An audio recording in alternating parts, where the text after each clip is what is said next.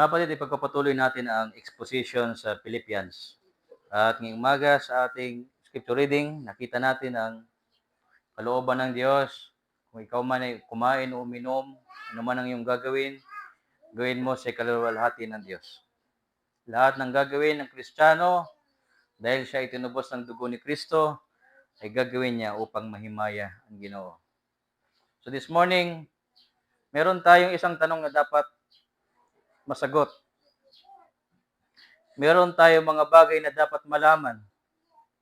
At meron tayong mga kahilingan na dapat sabihin sa Diyos. Sapagat ang ating pagsamba ay sa Espiritu at katotohanan. Ang ating pagsamba sa Panginoon ay hindi komplikado. Wala tayong orasyon, wala tayong mga ritual, sapagat ang pagsamba sa Diyos ay sa Espiritu at katotohanan. Sabihin, ang pagsasamba sa Panginoon, kailangan may salita ng Diyos. Ikalawa, sa Espiritu ng Diyos. Walang anumang mga nakaugalian na hindi sang-ayon sa Biblia, kundi mga kapatid, naliwanagan tayo na sa pagsamba sa Diyos, kailangan ng salita ng Diyos. Kaya mga kapatid, ang tanong ngayong umaga, handa na ba tayong humarap kay Kristo? Andam ka na ba umatubang kan Kristo? Maaring ang tanong na yan ay isang nakakagulat, pero isang realidad na dapat nating paghandaan. Isa din niyang tanong na magbibigay sa atin ng karunungan. Sabagat kung hindi pa tayo handa, ay dapat maihanda tayo. Ikatatlo mga kapatid na dahilan kung bakit dapat maitanong natin sa ating sarili, sabagat tunay na babalik si Kristo. Kaya marapat lamang na ang mga anak niya ay maging handa upang ang Diyos ay mahimaya. Mga kapatid, ang ating teksto ngayong umaga ay nasa Filipos 1. Filipos 1, last Wednesday, nag-preach tayo. Tayo nakapakinig ng kumpiyansa sa Ebanghelyo. Na ang Diyos ang nagsimula ng mabuting ginawa sa atin at kanyang tatapusin yan hanggang sa pagbabalik ni Jesucristo. Ikalawa, ipagpapatuloy ng Panginoon ang mabuting sinimulan niya sa buhay natin. Dahil sa Panginoon Jesucristo na siyang ating pinanampalatayanan, kilala natin ang ating pinanampalatayanan. Ang mabuting ginawa ng Panginoon sa atin at ang kanyang sinimulan ay ang Ebanghelyo ni Jesucristo. Kaya mga kabugtuan, marapat lamang na ating malaman at maliwanagan sa atin na kung tayo man ay nakakapagpatuloy ay dahil sa pagpapatuloy ng Diyos sa atin. Hindi sa ating sariling kakayanan. Mga kapatid, ang mga bagay na yan ay inihahanda tayo sa pagbabalik ni Jesus. Mga kapatid, kung hindi ka naniniwala na babalik si Jesus, waray gamit ang iyong pagpapadayon. Kaya tayo nagpapatuloy dahil sa ating pananampalataya na babalikan tayo ng Panginoon. Sabi ng Biblia sa ating binasa kaninang umaga, masdan ninyo, sasamahan ko kayo hanggang sa katapusan ng sanlibutan. Mga kapatid, walang ibang pinangakuan ng Diyos na babalikan niya, church lang. At ang kanyang mga anak na iniligtas. Kaya, Philippians chapter 1, verse 10, sabi ng Biblia, basi makagpili kamo hanlabi ka maupay. Ngan maputli kamo. Ngan waray igsususun ha iyo, haadlaw han pagbalik ni Kristo. Mga kabugtuan, meron tayong layunin sa pagiging Kristiyano. Meron tayong goal. Meron tayong adhikain. Na ano yun? Umatubang tayo kay Kristo na nakaandam. Ngan siring dinhi, maging putli, waray igsususun ha aton, waray igpipinta sa aton, di tayo makita ng Ginoo, hugaw, ngan siring dinhi, makagpili kita, hanlabi ka maupay. Mga kabugtuan, paano mangyayari yon? Mga kabugtuan, na tayo ay makakapilihan kung ano't maupay, ngan magiging maputlik kita, ngan waray igsususunha aton. Yan ang ating mensahe ngayong umaga, maging andam tayo sa adlaw ng pagbalik ni Kristo. Mga kapatid, makuri maabtan kita nga diri kita andam. Sapagkat ang pagbalik ni Kristo ay kagaya ng isang kawatan. Ang kawatan diri nasarit kung naulpot. Kung nasarit it kawatan, nakagandam it, matagbalay. May andam niya kung ano't pwede kawaton o diri kawaton. Mga kabugtuan, ang pagulpot ni Kristo, waray nahabaro. Waray maaram. Kung saan niya mabalik, sanglit mahabugtuan, kung may makikitaan kita nasring, yan na nga tuig, mabalik si Kristo ay tuod. Kaya ang Diyos lamang ang nakakaalam. Ngan bisan nganit mga anghel diri maaram, pero sayod kita mabalik kay Kristo. Waray sa payan, kung maaram kita o diri, itpet siya, basta maaram kita mabalik kaya. Sinisiringan ginpadayag, last chapter ng ginpadayag, pinakakatapusan, ang Biblia. Magbabasa tayo mga kapatid ng ating Biblia sa Revelation chapter 22, verse 20. Gusto ko maintindihan natin mga kabugtuan, babalik si Kristo. Babalikan ka ng Panginoon. Sabagat yung tinikangan ng Diyos, tatapuson niyan sa iyong buhay. Diri ito kawang. Ginpadayag 22:20. Adto nahatag han iya madig-on nga pagpamatuod hini nga tanan nasring. Tinuod gud man, maabot ako dayon. Matuman kunta, pakanhi, Ginoo Jesus. Dayawon hi Kristo mga kabugtuan, hindi tayo binigyan ng Panginoon ng saad nga magpadayon kita nga waray la hinungdan. Kundi mga kabugtuan, meron tayong hinihintay. Meron tayong ginuhulat-hulat. Amen? At yan ang pagiging Kristiyano. May daging kakaptan nga mga paglaom. Tikang kan Kristo. Pilipos 3:20. Pilipos 3:20, mababasahan natin mga kabugtuan, kundi mga tuminungnong kitahan langit, ngan nagihiningyapon kitahan pag-abot han aton manunubos, an aton Ginoo sa Kristo tikang halangit. Nagihiningyapon ang mga anak sa Ginoo na bumalik na Kristo. Verse 21, liliwanan niya inin aton magluya nga mga lawas, nga may ada kamatayon, nga nihimuon niya sugadan iya mahimayaon nga lawas. Bubuhaton niya ini, pinaagyan amo nga aho nga gahom nga ginagamit niya, in paghadi han nga tanan nga mga butang. Mga kabugtuan, maulpo ti Kristo. Maabot ti Kristo. Makanhihi Kristo. Andam ka na ba? Andam ka na ba ang pagbalik ka naton manunubos? Kaya mga kabugtuan, gintugot ang Diyos na maisurat ining mga pulong nga aton mensahe ngayong umaga. Sa verse 9 ng chapter 1, verse 9, Philippians 1, verse 9, amoy niyan akon pag-ampo para ha iyo, siring hi Apostol Pablo. Pero mihiya nag-inampon sa Ginoo nga anuman, nga magpadayon hin pagtubo an iyo gugma. Upod in matuod nga hibaro, ngan hingpit nga paghukom. Mga kabugtuan, hingyap han aton Ginoo nga magtubo an iya mga anak. Parehas ni Brother Raymar, karuyag niya dumako dayon hi baby, Calix, waray kag anak nga nadiri nga dumako iti iya baby.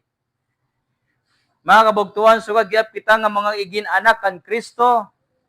Nung simula na tayo ipinanganak na muli, karuyag ng Panginoon na tayo lumago. Karuyag ng Panginoon na tayo tumubo, diin hagugma. Diin hamatuod nga hibaro.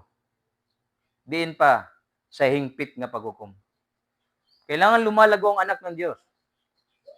Hindi pwede ng isang anak ng Diyos, isang Kristiyano ay hindi lumalago. Yan ay nagpapakita ng hindi buhay. Basta buhay, lumalaki.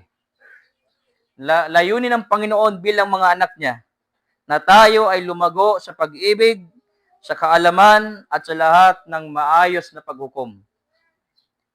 Sa kaaram, upang tayo ay maging andam. Mga kapatid, yan ang makapag-andam ha aton. Kung kita magtubo sa aton gugma, sa aton pagtuo. Kaya, hindi layunin ng Diyos na pirmi nala bag-o ikristohanon. Inahayaan ng Diyos na tayo ay naagihit mga pagsulay, kagaya ng binasa natin kanina sa scripture reading. 1 Corinthians 10:30. Walang pagsubok na dumarating sa inyo na hindi natural sa mga tao. 1 Corinthians chapter 10, verse 30. Gintutugot ang Ginoong na tayo ay naagihit iba-ibang ang mga pagsulay ng pagsubok. Ano sabi? Verse 30. 1 Corinthians chapter 10,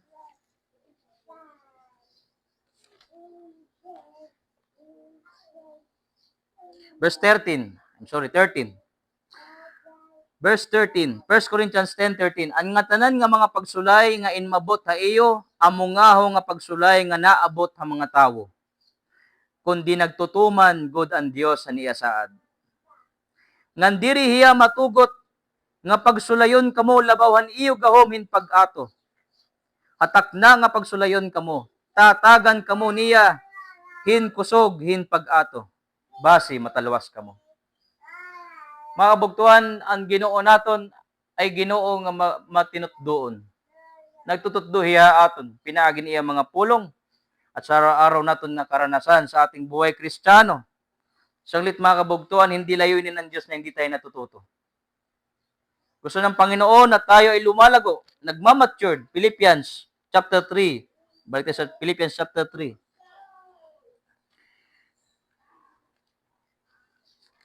Tungod kay maaram kita mabalik si Kristo, gusto natin maging handa. Amen? Philippians chapter 3, in verse number 12. Philippians chapter 3, verse 12. Diri good ako nasring nga naangkon ko na ini, o nga hingpit na ako. Kundi nagpapadayon ako hin paniguro, base makabot ko an upa, tungod kay ginangkon na ako ni Kristo Jesus. Verse 13, matuod kabugtuan ko, diri gad ako nasring nga nadaog ko na ini.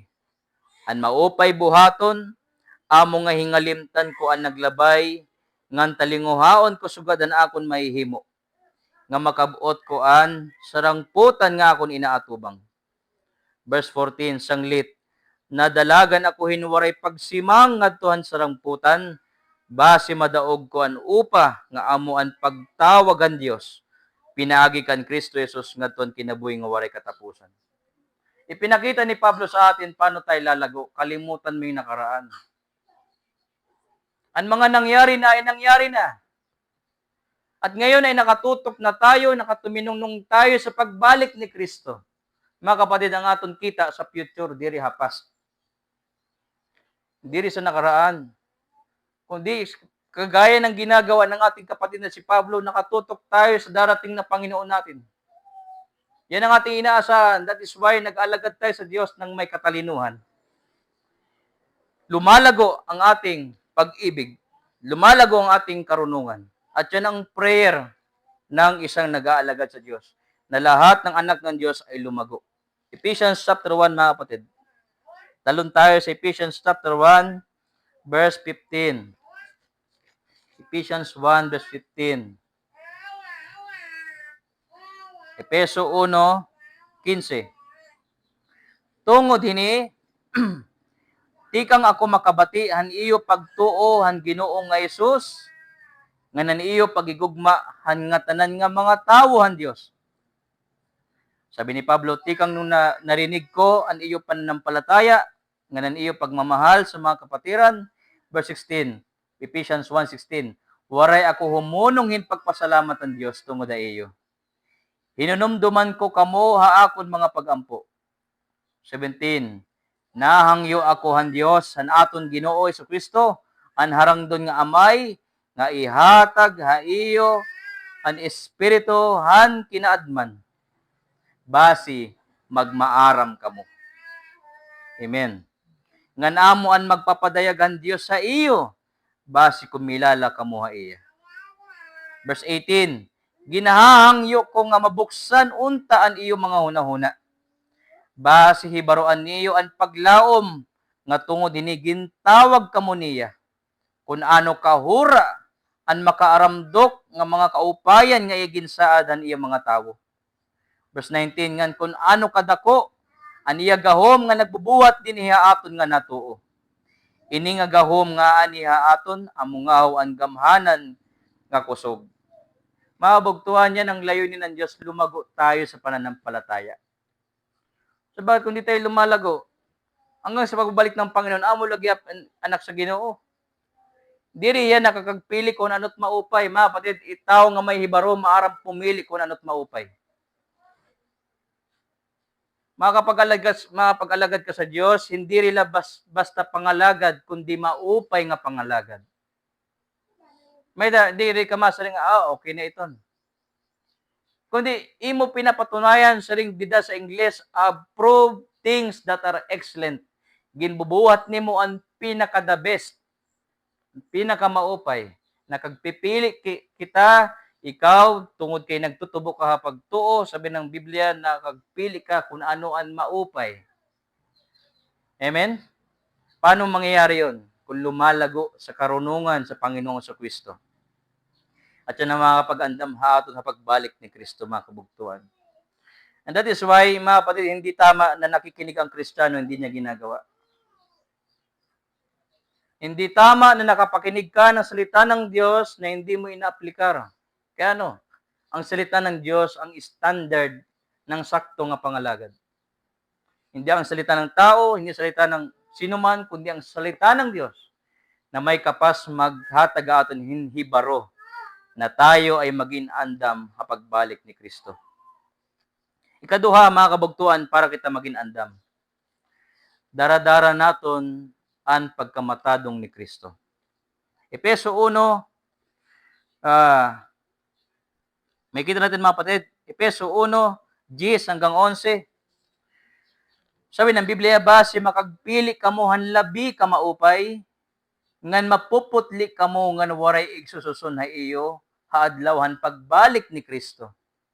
Verse 11, mapuno unta an iyo mga kinabuhi han mga mag-upay nga mga hiyas tikang kan Kristo Jesus para an himaya ngan pagdayaw an Dios.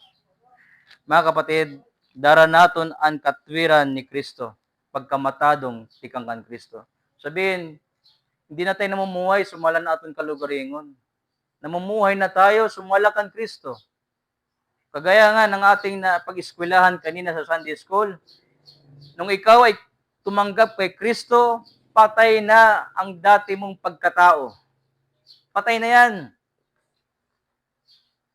Minsan, bumabalik na lang yung dati mong nahiaraan kasi nandyan pa yung lawas mo. Pero sa kamatuoran, ang imo espiritungan kalag niligtasan ng Panginoon. Pastor, bakit parang minumulto ako ng mga kasalanan ko dati, yung nakasanayan ko dati, lagi pa ako na ayunan. Nandyan pa yung katawan mo. Amen? Nandyan pa yung manirisim, nandyan pa yung nahiaraan. That is why, mga kabugtuan, mamumuhay tayo sa katwiran ni Kristo. Verse 9, chapter 3, verse 9. Imo kilaloon na ang nabubuhay sa iyo diri na ikaw, kundi ang Panginoon na. Philippians chapter 3, verse 9. Ngan mahingpit an akon pakig-usa ha iya. Waray na ako, pagkamatadong nga pinasikad ang balaod.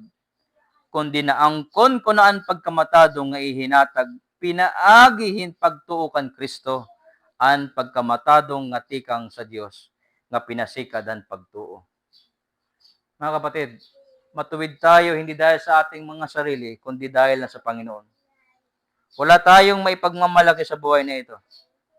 Kaya, ang katwiran ng Diyos, yan ang magtuturo sa atin na makagpili kung ano ang maupay ng diri. Yan din ang magtuturo sa atin na makapag-alagad tayo ng insakto. Because akala natin, may nagsasabi, ay turo nga si pastor, pwede ngayon ito. Dahil malaya tayo. Pero hindi inaalis ng Diyos sa atin yung karunungan mula sa Diyos ng katwiran. Binigyan tayo ng Diyos hindi lang ng kaligtasan, kundi binigyan tayo ng banal na espiritu. Sa simula nung tayo ay tumanggap kay Kristo, giniyahan tayo ng banal na espiritu. Romans chapter 8, mga kapatid, may kita natin. Romans chapter 8. Kaya, yung tunay na nasa Panginoon, hindi na kailangan pilitin kung anong mabuti.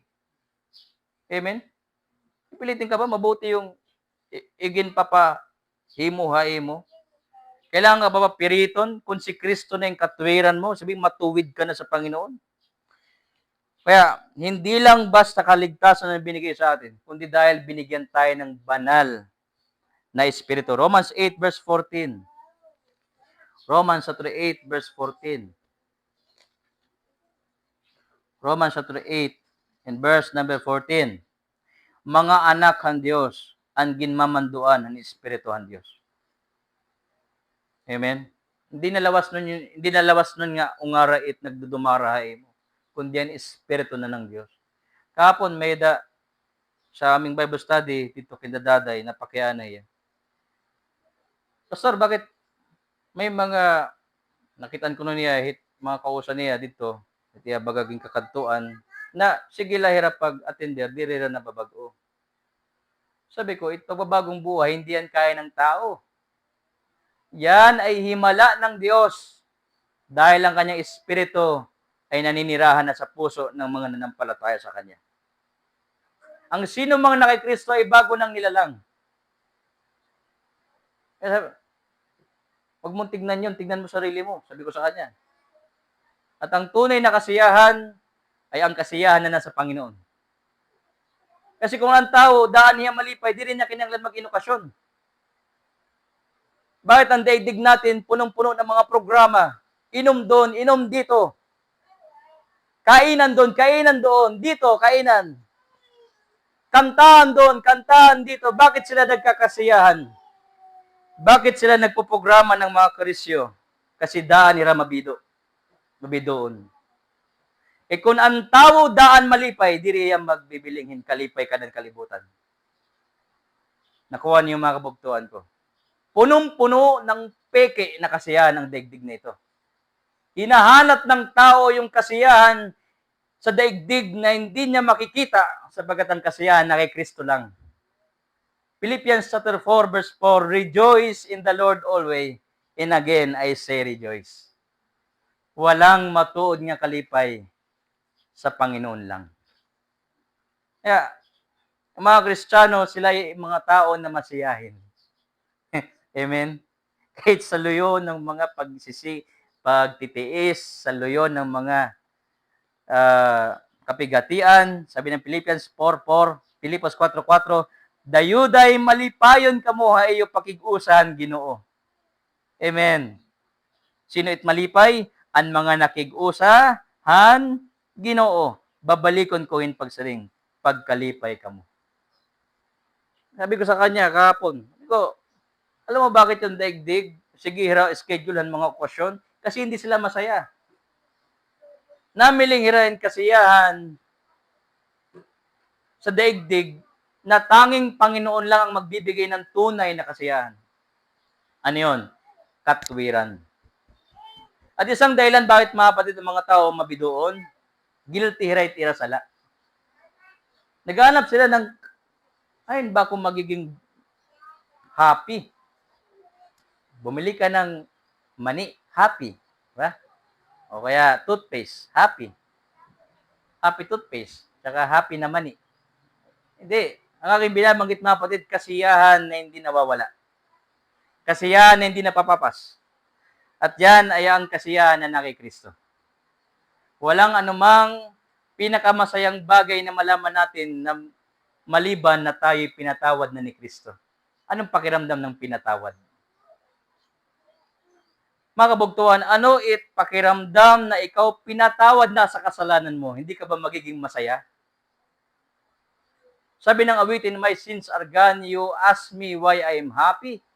So I just tell you why. Because my sins are gone. Walang pinakamaupay nga balita maliban na malaman mo na yung kasalanan mo pinatawad na. Ngayon, bakit yung mga tao sa didig? Alam niyo na kung bakit. Guilty hira. At alam nila na merong kaparusahan ng kasalanan. Mga kapatid, ang Diyos natin ay Diyos na masiyahin.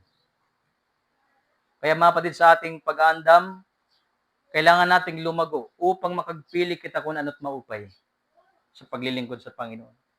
Ikalawa, karuyag ng Panginoon sa Philippians chapter 1, na yung katwiran ni Kristo, diyan tayo mamuhay. Hindi tayo mamuhay sa sarili natin. Kalimutan mo na yun. Yung dating buhay mo sa kasalanan. Ngayon, meron na tayong bagong buhay kay Yesu Kristo. Amen? Kaya sa church, makikita natin yung dalawang bagay na yan. Pagmamahalan at pamumuhay sa katwiran. Tingnan niyo mga kapatid. Sa Philippians, sapagkat nagkaroon sila ng mga suliranin sa iglesia. Philippians chapter 4. Hello. Philippians chapter 4, verse 1. Nagkaroon din ng mga problema sa simbahan ng Pilipos. Kaya, ano ini nga mga suliranin nila? Verse 1. Mga hinigugma, Philippians chapter 4, verse 1. Mga hinigugma kung akabugtuan, minahal ko gud kamo ngan minimingaw ako hay iyo. No? Yung apostol ginmimingaw gihap ang mga kapatiran. Nakalipay kamo haakon ngan ipinaparayaw tagod kamo. Sanglit pagmarigon kamo didahan Ginoo. Verse 2. May daniya gingaranan. Yudia ngan Sintike. O pangangaran ano? Kapag nagkaanak ka, Sister Rosal, ipangalan mo ito. Yudia. Saka Sintike. Huwag mo lang digunan, may mga Sintike. No? Sa English yata, Sintaichi. Sintaichi sa English. Upayaan iyo pagsabot nga duha, sugad nga magbugto kamo didahan Ginoo. So yung dalawang magkapatiran dito nag-aaway. Amen? Nakuha niya mapatid sa church. Kapag ang church hindi lumalago sa pag-ibig at sa katwiran, meda kaguluhan. Amen? Pero kung pinaira lang pag-ibig, magkakamay din pagkaurusa. Verse 3, ngan ikaw, anakon matinumanong nga kabulig, buligi ini nga kababaynaan. Kay nanlimbasog hira hapagbulig ha akon hini pagpasangyawan maupay nga sumat pati hira Clemente ngan iba nga akon mga kabulig kanay mga ngaran na isurat dituan basahon han kinabuhi. Verse 4, dayuday malipayon kamo ha iyo pakigusan Ginoo. Babalikon ko hin pagsiring pagkalipay kamo. Mga kapatid, yan ang ating pagkakaisa sa church dahil nagmamahalan tayo sa iglesia. Kaya kapag hindi lumago sa pag-ibig at sa katwiran, ibabaliwaray mo ang church mo.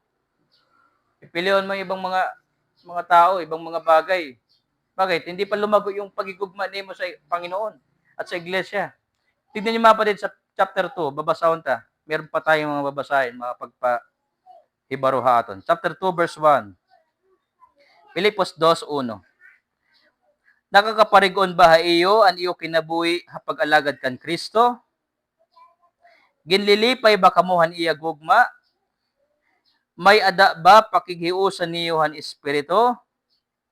May ada ba niyo pagbinatiay hingugma ngan kaluoy? Verse 2. Konsugad nag-aagat ako iyo nga paghingpiton niyo an akon kalipay. Amen. Pinagihin kamay ada sugad nga mga panunahuna, pag inang bitay, insugad nga pagigugma, ngan pagkaurusa ha kasing-kasing ug kalag. Verse 3, ayaw ka mo pagbuhat, nga tikang hinhinalot nga tinguha, o tikang hinwaray lapulos nga ungara, hinpag hinambog, kundi pagpaubos ka mga tanan, nga nawaray hunahuna, nga kamo mauruupay kayhan iba. Verse 4, paghunahunaan niyo ang kaupayan ng iba, diri an iyo la kalugaringon. Amen. Verse 5, angay ang kunon niyo ini nga panunahuna nga nakada kan Kristo Jesus. Verse 6, dayuday may ada niya kinaiyahan Dios. kundi waray hiya makahuna-huna, hinpagtuponghan ka ng Dios, pinagin kusog. Verse 7, lugod, ha iya kaburoton, itinubyan niya ang katanan nga pagka-Dios. Ngan, kinmuha iyahan kinaiyahin surugoon, natawo iya sugad haaton. Ngan pinmakita hiya nga sugad hintawo. Verse 8, nagpaubos hiya, ngan nagsugot, tob-tob ha kamatayon, an kamatayon ha krus. Mga kapatid, yan ang dapat umira sa ating iglesia. Pag-ibig, katwiran mula sa Panginoon. At yan ang mag-aandam sa atin sa pagbalik ni Kristo. Mahirap na abutan tayo ng Panginoon na kahiya-hiya. Tandaan natin mga kapatid, na bawat isa sa atin ay tinubos ng dugo ng Panginoon sa Kristo. Tinubos tayo, binili ng kanyang gimahaling na dugo. Ephesians chapter 5, mga kapatid, babasahon natin.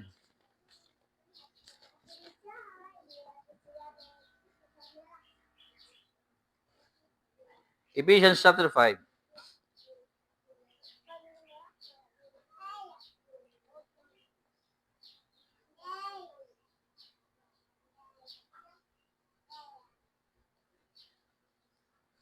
In verse 26 to 27. Ginbuhat ininiya para hinpaghalad ang singbahan ngadto sa Dios, pinaagihan iya pulong. Katapos paglinisin niya, pinaagihin paghugas niya hintubig. 27. Basi ighalad ang singbahan nga dahay iya ngahaw, putli, waray dumit, waray panguros, ug bisan ano nga diri nakakahingpit. Mga kapatid, ito ang ating pag-asa. At kung nandyan ang pag-asa na yan, mamuhay tayo ng may pag-ibig at katwiran ng Panginoon. Kapag may instruction sa atin, gawin natin. Kapag merong iginhatag nga tugon sa atin, labi na kung maaram kita tikang sa Biblia, gawin natin. Amen? Iwasan natin ang anumang mga kaguluhan sa ating iglesia, panatilihin natin ang kapayapaan. At isa yan sa nakapagpatibay sa ating church, pag-ibig, pagtutulong-tulungan, pagbibigay ng buhay sa bawat isa.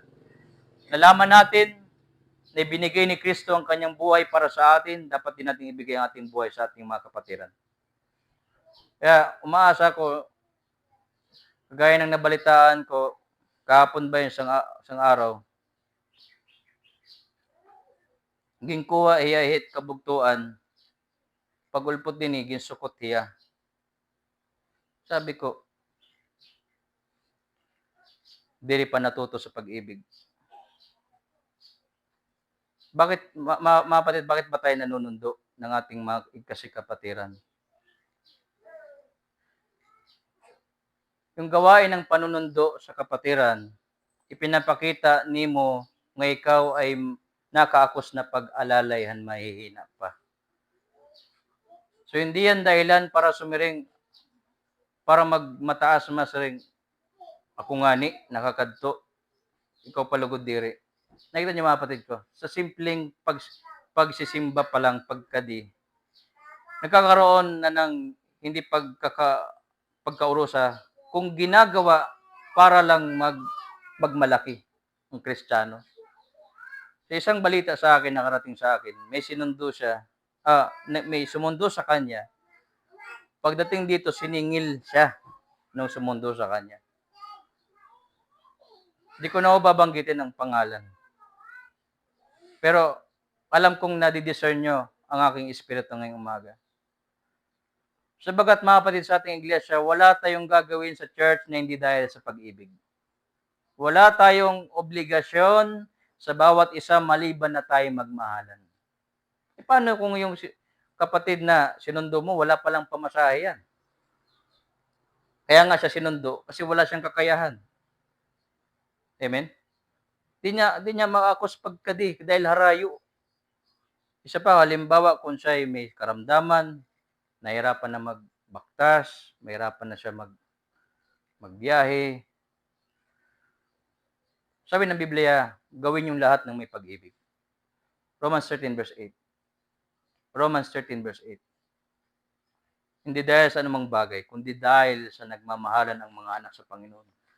Kaya nung nalaman ko yon, nagsabi yung kapatid nating mahina pa, sabi niya, Pastor, yun yung ginawa sa akin. Sabi ko, patawarin mo ko kapatid ha. Kasi hindi ko alam. Kasi kung alam ko lang, ako na sana kumuha mo. Ako na sana nagkuha mo. Romans 13 verse 8.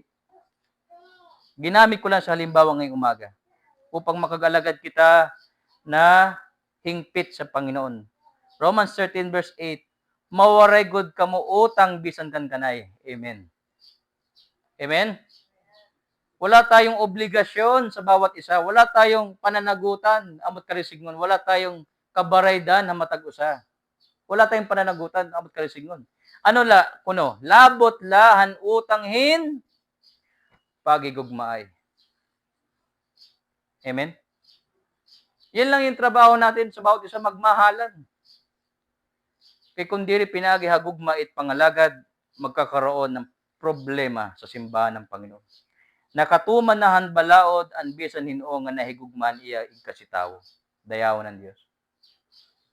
Kaya hinayaan ng Panginoon sa iglesia, may mga nagtubo na, may dagyap, maluya pa, upang ang church ay magkaisa, upang maaplikar ang gugma ng katwiran ni Kristo. Sabi ko nga, ang Panginoon nga ni namatay sa atin sa krus. Waray hiya manukot haaton. Amen. Oh, sabi niya, dala-dala niya yung cross, no? Bit-bit niya yung cross, masring hiya. O Pedro, mamamatay ako para hain mo, hainan mo mil. Nakuha niyo mga kapatid. Panginoon nga natin siya ay nag-antos, waray hiya, manukot. Oh, Melvin, Brother Melvin, mamamatay ko para sa iyo, pero kailangan mo mag-alagad sa ako na. Waray hiya magsugad. Mga kabugtuan, ang Ginoo diri na hataging kondisyon. Anong pinakita ng Diyos sa atin? Pag-ibig. Na yun din ang dahilan kung bakit tayo nagmamahal pabalik sa Panginoon. Hindi dahil sa kinondisyon tayo, pabulos-bulos mga paagi, hindi. Kundi ipinakita ng Panginoon sa atin ang kanyang sincero nga pagigugma. 1 John 4:19, unang Juan 4:19. 1 John 4:19. Nahigugma kita, kay una ang Diyos sumigugma aton.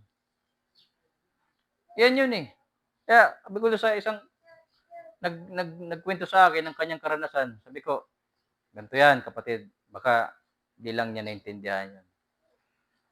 Kaya sa pag-alagad sa Diyos, di rin labas na pangalagad, kundi kinanglan may kinaadman kung paano mapapatibay ang church.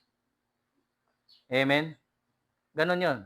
Sabihin, any actions, bisan ano nga aksyon, bisan ano nga pagserbe, kailangan upod ang gugma ngan katwiran mula sa Panginoon Kristo. Or else, magkakaroon tayo ng kapaitan sa ating mga puso. At yan ang hindi makapag-andam sa atin sa pagbalik ng Panginoon. Mahirap ang church lumago na walang pag-ibig. Tandaan natin, ang pundasyon ng simbahan, inialay ni Kristo ang buhay niya para sa simbahan. Yan ang pundasyon, the love of Jesus, the love of Christ. For God so loved the world that He gave His only begotten Son. So, ngayong umaga mga kapatid, hindi ko na ito pahalabaon.